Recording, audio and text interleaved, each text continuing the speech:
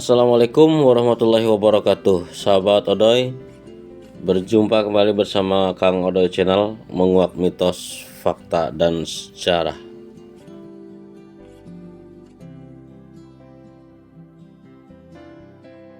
Oke sahabat, pada saat ini kita akan bercerita mengenai Batu Malin Kundang yang ada di tepi pantai Air Manis, Kota Padang, Sumatera Barat.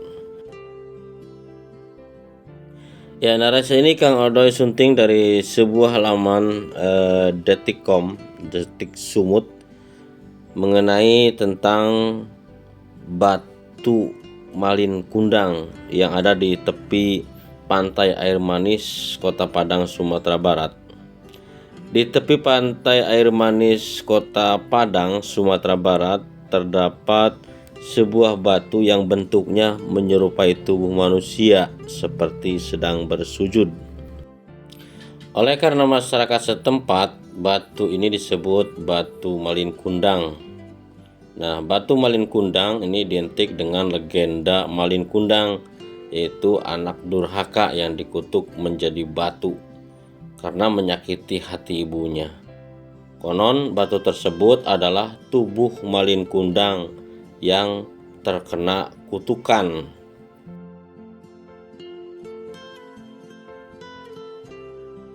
Batu yang dipercaya berkaitan dengan kisah Malin Kundang ini menarik perhatian wisatawan, sehingga kawasan pantai Air Manis pun banyak didatangi orang-orang yang penasaran dengan bentuk Batu Malin Kundang. Nah, perihal keberadaannya, ada sejumlah fakta menarik tentang Batu Malin Kundang. Dan oke, kita simak saja videonya berikutnya. Namun sebelumnya, mari kita mengenal lebih dulu mengenai cerita Malin Kundang. Inilah cerita Malin Kundang, sahabat. Pada zaman dahulu kala, hiduplah seorang janda bernama Manderubayah dan anak laki-lakinya yaitu bernama Malin Kundang. Keduanya hidup di desa pantai Air Manis yang terletak di Padang, Sumatera Barat. Keduanya telah hidup berdua dalam kemiskinan sejak kematian ayah Malin Kundang sedari dirinya masih kecil. Kemudian saat menginjak dewasa, Malin Kundang pun berniat untuk merantau ketika kapal besar datang berlabuh di kawasan pantai Air Manis. Lalu ia berkata kepada ibunya untuk minta izin merantau.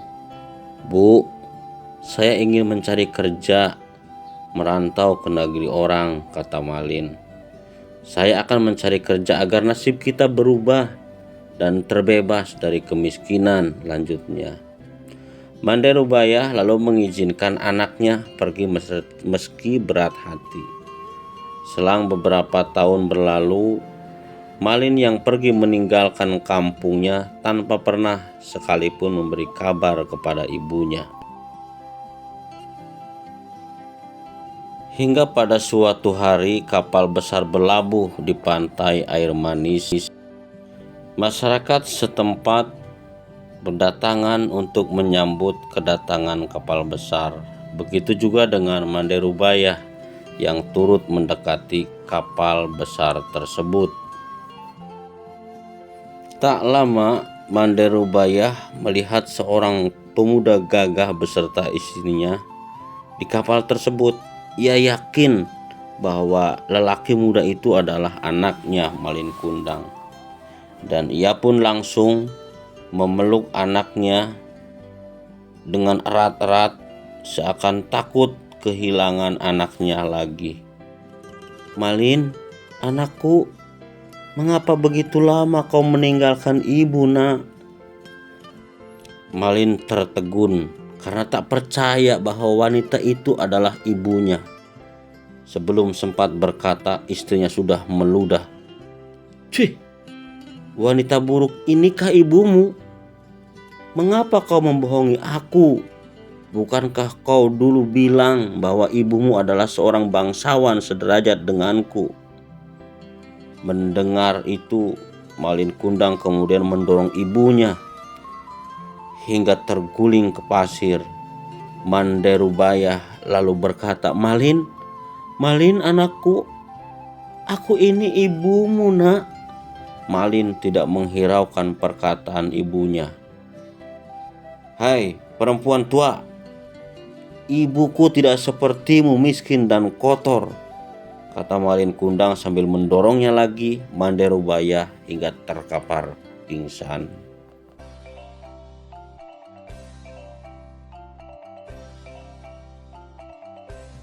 Ketika Manderubaya sadar, kapal yang berlabuh telah berlayar menjauh dari bibir pantai. Perih hatinya seperti ditusuk-tusuk saat tahu sang anak malah bersikap demikian kepadanya. Manderubaya pun menangis dan berdoa kepada Tuhan, "Ya Allah yang Maha Kuasa, jika dia bukan anakku, akan aku maafkan perbuatannya tadi. Tapi jika memang benar dia anakku, Malin Kundang, aku mohon keadilanmu, ya Allah." Tak lama, langit berubah menjadi gelap. Datanglah badai besar. Badai itu lantas menghantam kapal yang dinaiki Malin Kundang. Dan seketika kapal itu pun hancur berkeping-keping dan kemudian terhempas ombak hingga ke pinggir pantai. Keesokan harinya terlihat kepingan kapal yang menjadi batu di kaki bukit sekitar pantai Air Manis. Itulah yang dipercaya sebagai kapal Malin Kundang.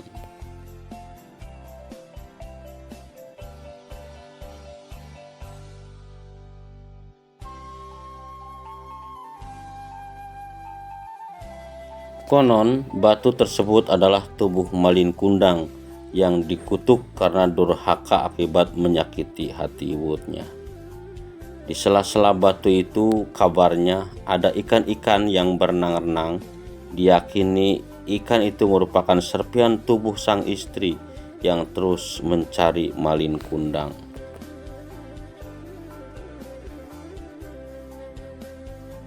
Ya sahabat, fakta tentang batu Malin Kundang, setelah mengetahui kisahnya, ternyata ada sejumlah fakta yang berkaitan dengan legenda dan batu Malin Kundang.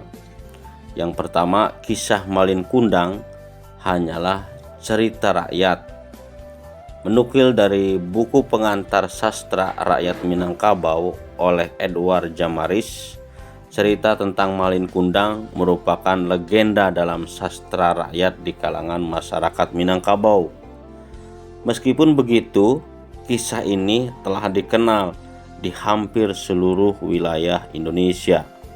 Kisah mengenai Malin Kundang juga pernah diolah menjadi beberapa seri cerita seperti oleh Hamdan Putra, juga yang ditulis oleh sastrawan bernama Nafis pada tahun 1994 dalam buku cerita rakyat dari Sumatera Barat dengan judul Malin Kundang.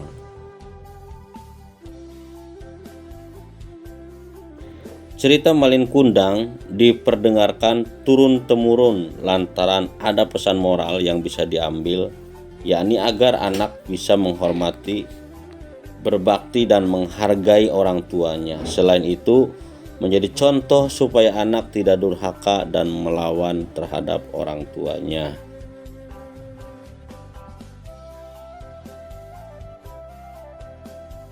Nah, sekarang kita menguak tentang keaslian batu yang menuai pro kontra. Walaupun cerita Malin Kundang adalah legenda semata, tapi sebagian orang meyakini batu Malin Kundang yang ada di pinggir pantai Air Manis sebagai bukti nyata dari cerita rakyat itu. Dengan kata lain, Kisah Malin Kundang benar merupakan kisah sungguhan yang pernah terjadi pada zaman dahulu. Dan salah satu bukti benar terjadinya adalah dengan adanya perwujudan dari batu Malin Kundang. Nah, di sisi lain ada juga yang meyakini kalau cerita Malin Kundang hanyalah cerita rakyat. Adapun batu yang menyerupai manusia sedang bersujud di pantai itu bukanlah sosok Malin Kundang yang berubah menjadi batu.